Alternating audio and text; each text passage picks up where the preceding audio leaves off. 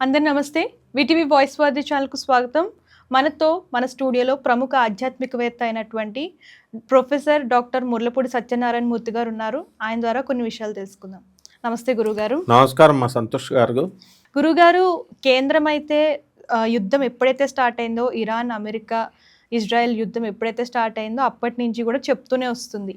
అంటే మనకి petrol, diesel, LPG కోసం భయపడాల్సిన అవసరమే లేదు, అన్ని నిల్వలు ఉన్నాయని చెప్పేసి. అయితే రీసెంట్గా ఒక 2-3 రోజుల నుంచి చూసుకుంటున్నట్లయితే ఎల్పిజి అంటే గ్యాస్, కమర్షియల్ గ్యాస్లో ఆపేశారు. హోటల్స్, రెస్టారెంట్స్, అలాగే హాస్టల్స్లో కూడా కొన్ని ఫుడ్స్ మాత్రమే, గ్యాస్ ఎక్కువ వాడలేని ఫుడ్స్ మాత్రమే ఇస్తామని కూడా చెప్పేశారు. ఇది ఇట్లా పాకుతూ అయోధ్యకు కూడా తాకింది. అంటే అన్నదానం కానివ్వండి, ఫ్రీ ప్రసాదం కానివ్వండి, ఇవన్నీ కూడా ఆప్ చేస్తారనమాట. మరి కేంద్రం ఎందుకు చెప్పింది? యుద్ధం స్టార్ట్ అయినప్పుడు మనకి ప్రమాదం ఏమీ లేదు, అన్ని నిలువలు ఉన్నాయి, మీరు భయపడాల్సిన అవసరం లేదని ఎందుకు ఇట్లా చెప్పుకొస్తుంది? ఏమైనా కప్పుకొస్తుంది అంటారా? మనము సత్యం చెప్పాలి ఎప్పుడు కూడా. అందరూ కేంద్రానికి భయపడో, రాష్ట్రానికి భయపడే అబద్ధాలు చెప్తారు. ముల్లపూడి అంటే సత్యం, సత్యం అంటే ముల్లపూడి. కాబట్టి ఎప్పుడు కూడా గుర్తుపెట్టుకోమ్మా, గవర్నమెంట్ ఎప్పుడు భయపడతారు ప్రజలని అలా చెప్పుద్ది, మనమే అర్థం చేసుకోవాలి. ఉదాహరణకి మొన్న కరోనా జరిగింది కదా, కరోనా ఒక 50 మంది చచ్చిపోయారు అనుకో, భయపడతారని చెప్పి మరణాలు లేవని పిహెచ్సిలో, ప్రాథమిక ప్రైమరీ హెల్త్ సెంటర్స్లో చెప్పించేవారు. మీటింగ్ ఉంటుంది, అందులో దానికి ఇన్ఛార్జ్ ఆంజనేయులని ఉన్నాడనమాట, ఒక పిహెచ్సికి వీళ్ళందరికీ కూడా. మరి వాళ్ళు ఏం చెప్పేవారు, వాళ్ళ మీటింగ్స్లో స్వయంగా జరిగేది బయటకు వచ్చి చెప్పేవారు. ఏమని, ఇప్పుడు ఎండి ఉంటారు వాళ్ళు, దానికి మెడికల్ డైరెక్టర్, వాళ్ళు వద్దని చెప్తారు అంతే, మాకు తెలుసు అన్ని రహస్యాలు. కాబట్టి గవర్నమెంట్ అంతే, గవర్నమెంట్ పాలసీస్ అది, భయపడతారు ప్రజలని.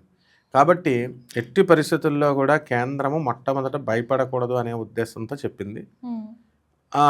ఇప్పుడు గ్యాస్ కమర్షియల్కి మనం కట్ చేయాలి కదా, మరి మామూలుగా అయితే వండుకోవచ్చు మామూలు ఇళ్లలో, అది కట్ చేయలేం కదా. అందులో గవర్నమెంట్ ఇచ్చే సబ్సిడీ వస్తుంది, స్టేట్ గవర్నమెంట్ ఇచ్చే సబ్సిడీలు గ్యాస్లో అవన్నీ పోతాయి. అసలు గ్యాసే లేకపోతే ఇంక సబ్సిడీ ఏంటి నా మొహం. కాబట్టి ఇప్పుడు రేటు కూడా పెరిగింది.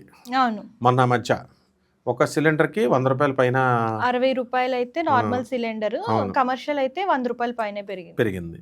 ఇదంతా కారణం ఏంటి? గల్ఫ్ కంట్రీసే కదా మనకి గ్యాస్ ఇచ్చేది. అక్కడే బాంబింగ్లు పెట్టి రోజు పోతుంటే గనులు పోతున్నాయి అక్కడ. ఏంటి గ్యాస్ లోపల ఉన్నదంతా, ఒక చిన్న పెట్రోల్ బంక్ కాలితే ఎంత పోతుంది. అలా ఒక గ్యాస్ బావులు అక్కడ పోతున్నప్పుడు గ్యాస్ ఎక్కడి నుంచి వస్తుంది? ఏదో ఆయన మనోడు ఇరాన్ అధ్యక్షుడు చనిపోయిన తర్వాత మనకి ఈ కమేలి, మరి ఇతను మాత్రం ఏం చెప్పారు, మీ మీద ఏం ఎఫెక్ట్ ఉండదు గ్యాస్ మీద. రష్యాకి ట్రంప్ ఒక నెల పర్మిషన్ ఇచ్చాడు, ఒక నెల మనం గ్యాస్ రష్యా నుంచి తెచ్చుకోవచ్చు, కాబట్టి ప్రాబ్లం లేదు అన్నారు. యుద్ధం ఆగదు కదా, ఇప్పటికి ఎన్నో రోజు, 10వ రోజు దగ్గరికి వచ్చేసాం. యుద్ధం ఏమన్నా వెంటనే అయిపోద్దా? ఆగదు. అసలు ఈ యుద్ధం చేసేవాళ్ళు ఎవరు? అమెరికా ఇంటర్వ్యూన్ అయింది, అమెరికా పాపం న్యాయబద్ధంగా చేస్తుంది, ప్రజల మీద ఏమేయకుండా. కానీ అవతల పార్టీ ఇరాన్ మామూలు వాళ్ళు కాదు, వాళ్ళు అటు రాక్షస పార్టీ అది. అంటే ఏం చేస్తారంటే తీవ్రవాదులు, పాకిస్తాన్ మీద మనం భారత యుద్ధం జరిగినప్పుడు పాకిస్తాన్ వాళ్ళు ఏం చేస్తారు, తీవ్రవాదాన్ని పోషించి ఎలాగైతే గుంపులుగా గెరిల్లా యుద్ధాలు అని ఇలాగని అలాగని చేస్తారో ఇల్లీగల్గా చేస్తారు. కాబట్టి ఎవరు ఏం కంట్రోల్ చేయలేరు. ఇప్పుడు ఆఫ్ఘనిస్తాన్ ఇలాంటి కొన్ని దేశాలు ఉన్నాయి గల్ఫ్ కంట్రీస్లో, అదే అటువంటి కంట్రీస్లో ఇరాన్ లాగే ఉంటాయి. అందువల్లనే పాకిస్తాన్కి ట్రంప్ చెక్ పెట్టలేకపోయాడు. అసలు పోషించేదే ట్రంప్, అక్కడ ఉగ్రవాదాన్ని పోషించి పాకిస్తాన్ని మన మీద ఉసిగొలిపి పైకి నాటకాలు ఆడుతూ ఇలా చేస్తారు. ఇవన్నీ కామన్. కాకపోతే మనం తట్టుకోగలిగాం, మనకి వచ్చింది ఛాన్స్. ఖమేనీని చంపేసేటట్లుగా మనకు కూడా పాకిస్తాన్ అధ్యక్షుడిని చంపేసే ఛాన్స్ వచ్చినా మనం అలా చేయలేకుండా ఒక 15-20 కిలోమీటర్ల దూరంలో మనం వేసేసి ఆపేసాం. సర్జికల్ స్ట్రైక్, ప్రజలను ఏం చేయకుండా, పాకిస్తాన్ ప్రజలను ఒక్కళ్ళు కూడా హాని చేయకుండా మనం మామూలు సర్జికల్ స్ట్రైక్ చేస్తాం. అందువల్లనే పాకిస్తాన్లో ఉన్నటువంటి ప్రతి పాకిస్తానీడు కూడా మోడీ గారిని మెచ్చుకున్నాడు, భారతదేశం ఔదార్యాన్ని మెచ్చుకున్నారు. కానీ ఇక్కడ డిఫరెంట్, ఇక్కడ ఇరాన్ వాళ్ళు లీడర్నే తీసి పడేసినా సరే, సుప్రీంని, వాళ్ళ ఫ్యామిలీని, వాళ్ళ నెక్స్ట్ అధ్యక్షుని అందరినీ కూడా తీసి పడేసినా సరే, వాళ్ళ కొడుకుని నాయకత్వం లేకుండానే యుద్ధాలు చేస్తున్నారంటే ఎంత గొప్ప విషయం అది. కాబట్టి చైనా వాళ్ళకి సామాన్ సప్లై చేస్తుంది, అవన్నీ తుస్సు అంటున్నాయి. అప్పుడు రష్యా మొత్తం అమెరికాకి ఇజ్రాయెల్ వాళ్ళకి మొత్తం సపోర్ట్ చేస్తూ ఇరాన్ వాళ్ళకి సపోర్ట్ చేస్తూ ఈ యొక్క ట్రంప్ చేసేటటువంటి ఎత్తులకు పై ఎత్తులు అమెరికన్ సైన్యం ఎక్కడున్నాయి, షిప్స్ ఎక్కడున్నాయి, బేస్లు ఎక్కడున్నాయి, వార్షిప్స్ అవన్నీ కూడా లేటెస్ట్ శాటిలైట్ టెక్నాలజీని అమెరికా రష్యా చేతుల్లోనే ఉన్నాయి. రష్యా ఎప్పటికప్పుడు తెలియజేస్తూ వాటిని కరెక్ట్గా కొన్ని వేల కిలోమీటర్ల పైకి వెళుతూ ఆ జోన్ దాటి వెళ్ళి పేల్చేసి వస్తున్నాయి. అటువంటి యుద్ధాలు చేసేటటువంటి ఇరాన్ మొత్తం దుబాయ్ని నాశనం చేసింది. సో ఈ గ్యాస్ అనేది కంపల్సరీ పోతుంది, చాలా నష్టం ఇండియాకి నిజంగానే. పెట్రోల్, డీజిల్ కూడా అన్నీ పోతాయి అక్కడి నుంచి వస్తేనే మనకి మ్యాక్సిమం. కాబట్టి రేట్లు పెరుగుతాయంటే ఏం పెరగవండి అన్నారు అందరూ. మరి ఇప్పుడు ఎందుకు పెరుగుతున్నాయి? తర్వాత నెక్స్ట్ రెండవది, ఇప్పుడు అవి ఎంత దారుణంగా ఇప్పుడు బాంబులు వేస్తున్నారు కదా గల్ఫ్ కంట్రీస్లో, దుబాయ్ అటు సైడ్, ఇరాన్లోను అక్కడ ఇక్కడ అని చెప్తే ఏమవదండి, హైదరాబాద్లో బాంబు పెడితే మొత్తం అందరూ పోయినట్ట ఏంటి, ఏం కాదండి అని చెప్పేసి వీళ్ళు పిచ్చి పిచ్చిగా చెప్తున్నారు. మా వాళ్ళకి ఏమవుదు, మా బంధువులకి అన్నట్టు ధైర్యం ఉన్నట్టు మేకపోతే గంభీరంలాగా మూర్ఖంగా చెప్తున్నారు. కానీ అక్కడున్న వాళ్ళు మాత్రం పరిగెత్తుకుంటూ వాళ్ళ అసెట్స్, ఆస్తులు వేరే చోటకి అమ్మేసుకోవడానికి ట్రై చేస్తో లేకపోతే వచ్చేయడమో ఏదో ఒకటి ప్రాణభయంతో చేస్తున్నారు. ఇదొక వర్గం అయితే, రెండో వర్గం దుబాయ్ ఇవన్నీ ఉద్యోగాలు ఆఫర్ చేస్తుంది. నా శిష్యుడికే వచ్చింది, ఎప్పటి నుంచో ఫారిన్ వెళ్ళాలి వాడి కళలు పండకపోతే మొన్న దుబాయ్ నుంచి వచ్చింది, వెళ్ళిపోతున్నాడు. భార్య పిల్లలు తీసుకెళ్ళాలని, తర్వాత తీసుకెళ్ళచ్చు, ఫస్ట్ నువ్వు వెళ్ళిపో అన్నాను. కాబట్టి ఇదంతా గల్ఫ్ కంట్రీస్ వాళ్ళలో ఉద్యోగాలు చేసుకునే వాళ్ళకి లాభాలన్నమాట, వెళ్ళిపోవచ్చు.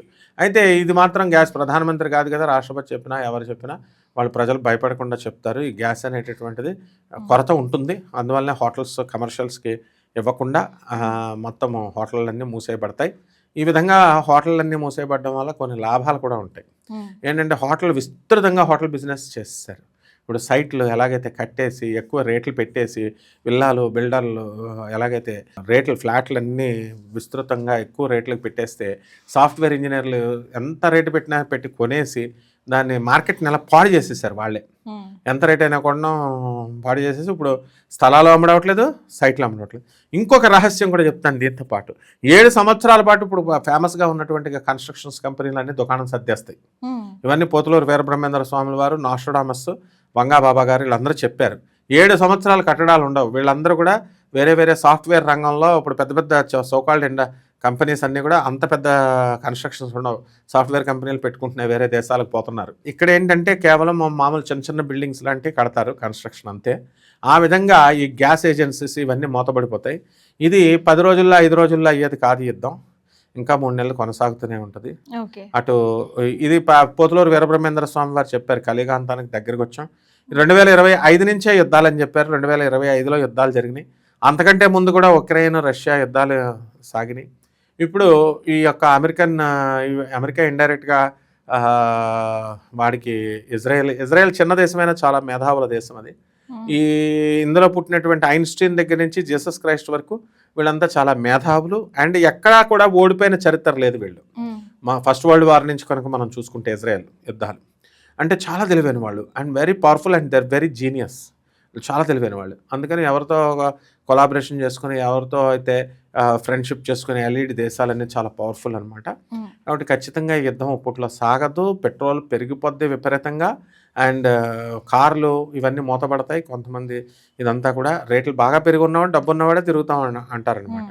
హోటళ్ళు కూడా మూసి పడేయడం వల్ల ఆడవాళ్ళందరూ కూడా ఈ మధ్యకాలంలో శుక్రవారం సాయంత్రం నుంచి నైట్ ఫోన్ స్విచ్ ఆఫ్, శనివారం ఆదివారం మగవాళ్ళు తాగుడు, ఆడవాళ్ళు రెస్టారెంట్లు, మగవాళ్ళు వీళ్ళంతా ఇలాగా అయిపోయింది. ఫ్యామిలీ వంటలు చేయడం మానేశారు. కాబట్టి ఇది మూసి పడేయడం వల్ల at least family lifes in India బాగా డెవలప్ అవుతాయి, మంచిగా అవుతాయి. ఇంట్లో వండుకుంటారు, వాళ్ళ పిల్లలకు అన్నాలు పెట్టుకుంటారు, వాళ్ళ మొగుళ్ళకి అన్నాలు పెట్టుకుంటారు. కాబట్టి కొంత అటాచ్మెంట్ అనేది పెరుగుద్ది. కాబట్టి ఇది ఇలాగే కొనసాగుద్దమ్మా. మొత్తం బాంబే ఇంకా ఢిల్లీ హోటల్స్ కూడా త్వరలో మూసేస్తున్నారు. బెంగళూరులో జనాభా ఎక్కడెక్కవైతే అక్కడ. అండ్ మనకు కూడా ఇంకా విచిత్రం ఏంటంటే మనకు కూడా ఇళ్లలో గ్యాసులు దొరకవు, రేట్లు పెంచేస్తాయి దొరికిందే ఛాన్స్ అని. కాబట్టి కట్టెల పొరలు అవన్నీ వండుకోవాల్సిందే మనందరం కూడా. కాబట్టి అంత బీభత్సంగా ఇంక ముందు ఉంటుంది. అంటే వెంటనే లేకపోయినా ముందు వీరబ్రహ్మేంద్ర స్వామి వారు చెప్పినట్టు 2026 నుంచి విజృంభించేస్తుంది.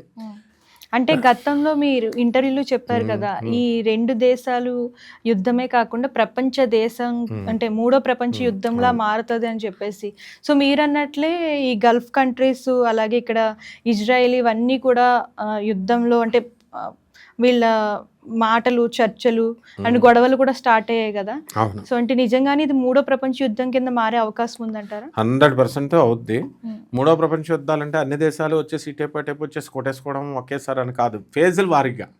యుక్రెయిన్ రష్యా యుద్ధాలు కొన్ని సంవత్సరాలు జరిగింది, సింపుల్గా అయిపోయేది. ఇండో పాకిస్తాన్ మనం కొట్టుకున్నప్పుడు ఇందిరాగాంధీ టైంలో యుద్ధాలు అలా జరుగుతూ ఉంటాయి. ఈ ముక్కలుగా జరుగుతున్నటువంటి యుద్ధం అంతా ఏమవుతుందంటే ప్రెస్టీజులకు వెళ్ళిపోయి, ఈగోలకు వెళ్ళిపోయి మొత్తం మీద దేశాలు కంపల్సరీ భారతదేశం కూడా మనం ఎంత శాంతి దేశమైనా మనల్ని కూడా ఇన్వాల్వ్ చేస్తారు.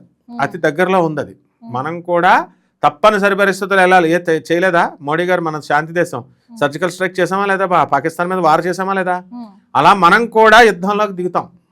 అలా పోతులూరు వీరబ్రహ్మేంద్ర స్వామి వారు చెప్పారు, శని వక్రించి మీనరాశిలో ఉన్నప్పటి నుంచి యుద్ధాలు స్టార్ట్ అన్నాం. కాదండి అన్నారు. ఇవి అవుతున్నాయి. అర్థక్వేక్స్, భూకంపాలు, వాల్కనోస్, సముద్రాల్లో ఇవన్నీ తుఫాన్లు ఇవన్నీ జరుగుతాయి అన్నారు, జరిగినాయి. శని మేషరాశిలోకి వస్తున్నాడు.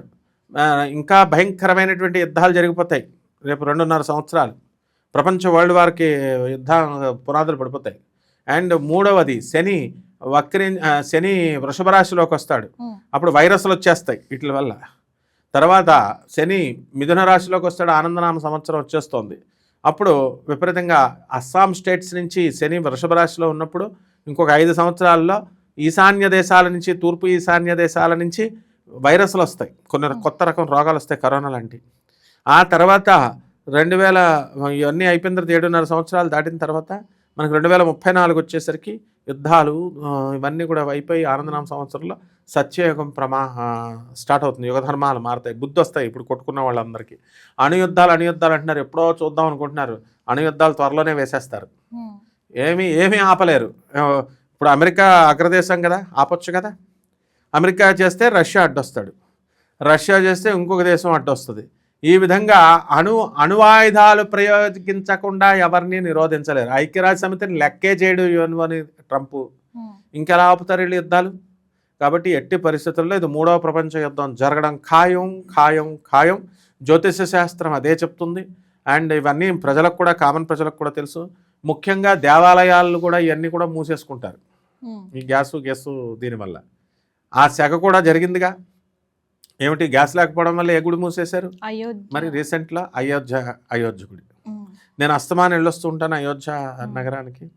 మరి అక్కడ వంటలు ఎవరు, అన్నదానాలు ఎవరు పెడతారు? ఆ తర్వాత ప్రసాదాలన్నీ, అది భోజనాలు కూడా నెమ్మదంగా మనకు కూడా మూసేస్తాం. తిరుపతిలో, శ్రీశైలంలో, ఆ తర్వాత కాశీలో ఆల్టర్నేటివ్స్ ఉండవు. గ్యాస్ లేకపోతే ఏం చేస్తాం? కాబట్టి ఏదో ప్రెస్టేజ్ కోసం తిరుపతిలో మెయింటైన్ చేసామనుకో, ఫర్ ఎగ్జాంపుల్, ఎంతమందికైనా ఆపగలుగుతాం మనం? అయోధ్య ఎగ్జాంపుల్. అయోధ్యలో దొరకదా గ్యాస్? కావాలంటే యోగి ప్రభుత్వమే కదా, ఉత్తరప్రదేశే కదా, బెస్ట్ సీఎం, నెక్స్ట్ కాబోయే పిఎం అని కోతలకు వస్తూ ఉంటారు కదా, ఎన్కౌంటర్ స్పెషలిస్ట్ అని. మరి ఎన్కౌంటర్ చేయొచ్చు కదా వాళ్ళని, ఇరాన్ వాళ్ళని. ఎవరూ ఏమీ చేయలేరు. మోడీ చాలా పవర్ఫుల్, మోడీ ఆపేస్తాడని. మోడీ పాపం సంధి చేయగలడు, అడగలడు. అమెరికాని కాదని మనం ఏమైనా యుద్ధం స్టార్ట్ చేస్తామా? చెయ్యలేము. అందువలన ఎట్టి పరిస్థితుల్లో కూడా చెప్పుకోవడానికి అనమాట కంపల్సరీ మూడో ప్రపంచ యుద్ధంగా మారిపోద్ది. కొన్ని దేశాలు ఇటు జరుగుతాయి. అంటే వెంటనే కాదు, స్లోగా ట్రాన్స్ఫార్మ్ అవుతాయి. కొంత గ్యాప్ వస్తుంది 3 నెలల దాకా. ఆ తర్వాత మళ్ళీ కొన్ని రోజులు పోయిన తర్వాత మళ్ళీ యుద్ధాలు స్టార్ట్ అవుతాయి. ఈ విధంగా అవుద్దమ్మా. గ్యాస్ మాత్రం సామాన్యమైనకి గ్యాస్ సిలిండర్ 2000 అమ్ముద్ది. ముందు బంగారం కాదు అమ్మడం. బంగారం రేట్లు దిగిపోతాయని నేను చెప్పాను. అందరూ పెరుగుతాయి, 5 లక్షలు అంటున్నారు. మరి తగ్గినాయా? బ్రహ్మంగారు చెప్పింది డేటా ప్రకారం నేను చెప్తున్నాను.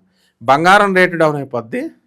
ఈ ఆయిల్, బళ్ళు, ఒక్కొక్కడికి 4 వెహికల్స్, 2 ఇంటికి మనిషికి ఒకడైతే పర్లేదు, ఒక్కొక్కడికి 2 ఫోన్లు లాగా, ఒక్కొక్కడికి 2 ఫోన్లు, ఇంట్లో 4 ఉన్నారు, 4 రోజులు 8 ఫోన్లు. అది బిల్డప్ అనమాట. 2 ఫోన్లు ఇలా పట్టుకొని. ఏదో పెద్ద అంబానీ, నీతా అంబానీ మన ఆశ్రమానికి, మన గురువుగారు ఆశ్రమానికి వస్తుంది, ఒకటే ఫోన్ మెయింటైన్ చేస్తుంది. ముఖేష్ అంబానీ అసలు ఫోనే మెయింటైన్ చేయడు. అయితే ఎక్కడో పిఏ దగ్గర ఒకటి ఉంటుంది అంతే, దట్స్ ఆల్. వాళ్ళు ఫోన్లు ఎత్తుతో కూర్చుంటారా? ఆ తర్వాత ప్రభాత్ రంజన్ సర్కార్ ఆనందమూర్తి గారి వల్ల ఆనంద్ మార్గకు వస్తారు కాబట్టి మనకు క్లియర్గా తెలుసు కాబట్టి చెప్తున్నాం. కాబట్టి యుద్ధాలు ఆగవమ్మ. అందువలన ఈ యొక్క చూస్తూ ఉండండి గ్యాస్ 2000 పెరిగిపోద్ది. అండ్ ఈ గ్యాస్ మీద కట్టినటువంటి షేర్స్ వీళ్ళు ఉంటారు కదా mutual funds, IPCL, Indian petrochemicals limited share value కూడా చూడండి. విచిత్రం ఏంటంటే షేర్ వాల్యూస్ అవి పెరగనివ్వరు, పెట్రోల్ పెరగనిస్తారు. అదే గేమ్ అనమాట. ఆర్బీఐ ఆడుతున్న గేమ్ అని అందరూ అంటారు. డాలర్ వాల్యూ పెరగనివ్వకుండా, రూపీ వాల్యూ ఇప్పుడు వెనక ఎంతకు వచ్చాం, 92 పైసలకు వచ్చేసాం మనం. ప్రతి కూడా ట్రాన్స్పరెన్సీ తీసుకొస్తున్నారు. ట్రాన్స్పరెన్సీ తీసుకొచ్చి డిజిటల్ మార్కెటింగ్లో, డిజిటల్ డబ్బులు చెల్లింపుల్లో అమెరికా డాలర్తోనే ఇంతకుముందు బిజినెస్లు అన్నీ జరిగాయి, country to country, A country అయినా. అది తగ్గించేయడం కోసం నరేంద్ర మోడీ గారు వీళ్ళందరూ కూడా కష్టపడి, పుతిన్ వీళ్ళంతా కష్టపడి డాలర్ని పడగొట్టేసి మనం రూపీ వాల్యూ పెంచుకొని, ఇదంతా పెద్ద గేమ్ ఇది. అందువలన ఆర్బీఐ ఆడుతున్న మాయాజాలం అని చాలామంది నిపుణులు చెప్తున్నారు. కాబట్టి ఈ విధంగా చేస్తూ ఈ యొక్క రూపీ వాల్యూ అనేటటువంటిది పెరుగుతూ, అందుకని మనం బంగారం తక్కువనేస్తున్నాం. బంగారం రేట్ ఎందుకు? మోడీ ఎక్కడికి వెళ్ళినా చూడు, ఇజ్రాయెల్ వెళ్ళాడు వచ్చాడు బంగారం కొన్నాం. గత 5 సంవత్సరాల నుంచి చూసుకోండి మీరు, 2 సంవత్సరాల నుంచి 3 సంవత్సరాల నుంచి మోడీ ఎక్కడికి వెళ్ళి ఆ దేశం నుంచి వస్తాడు, అంత బంగారం కొనేయడమే. సో ఈ రకంగా బంగారం కొన్న వాళ్ళంతా కూడా రేట్లు ఏమీ పెరగవు, పెట్రోల్ రేట్లు మాత్రం బ్రహ్మాండంగా పెరుగుతాయి. వాహనాలు 2-3 ఉన్న వాళ్ళు ఇంట్లో పెట్టుకోవాలి, డబ్బు ఉన్న వాళ్ళు నడుపుకుంటారు, అవసరం ఉన్న వాళ్ళు నడుపుకుంటారు. కానీ ఈ ఎఫెక్ట్ ఆర్టీసీ బస్సుల మీద పడకుండా చూడాలి. కాబట్టి ఈ ప్రైవేట్గా ఉన్నటువంటి వాళ్ళందరికీ కూడా, ఇప్పుడు కార్లు 2 3 ఉన్న వాళ్ళకి అందరికీ లీటర్ ఇప్పుడు ఎంత, 200 ఉందనుకో, 150 రూపాయలు ఉందనుకో, 1000 రూపాయలు పెట్టాలి లీటర్ డబ్బు ఉన్న వాళ్ళకి. సో ఎవరైతే ఇన్కమ్ ట్యాక్స్ పేయర్స్ ఉన్నారో వాళ్ళందరికీ 1000 రూపాయలు అమ్మాలి లీటర్. పేదవాడు ఏమైపోతాడు మరి? ఇప్పుడు గ్యాస్ సిలిండర్లు ఇష్టం వచ్చినట్టు పెడితే గవర్నమెంట్ ఏం చేస్తుంది? గవర్నమెంట్ ఇలాంటి మెజర్మెంట్స్ తీసుకోవాలి. పేదవాడికి అందరికీ కూడా, ఎవరికైతే బైక్లు ఉన్నాయో వాళ్ళకి బాగా వచ్చేలాగా, కార్లు ఉన్న వాళ్ళందరికీ కూడా లీటరు 1000 రూపాయలు పెట్టి అలా జాగ్రత్తగా చేస్తే మనం కొంత కంట్రోల్ చేద్దాం. లేకపోతే కనుక ప్రతి ఇంటికి కూడా సిలిండర్ 1000 రూపాయలకు కూడా ఉంది, 2000 రూపాయలకు కొనాల్సిన పరిస్థితి వస్తుంది. డెఫినెట్గా ఎఫెక్ట్ ఉంటుందమ్మా. చాలా చక్కగా వివరించారు గురువుగారు, ధన్యవాదాలు. ధన్యవాదాలమ్మా. సో చూసారు కదా, ఇలాంటి లేటెస్ట్ వీడియోస్ కోసం ఛానల్ని ఫాలో అవడం, సబ్స్క్రైబ్ చేయడం మర్చిపోకండి. Thank you. హాయ్ అండి, this is actor Suman. So వీటీవీని లైక్ చేయండి, షేర్ చేయండి, సబ్స్క్రైబ్ చేయండి.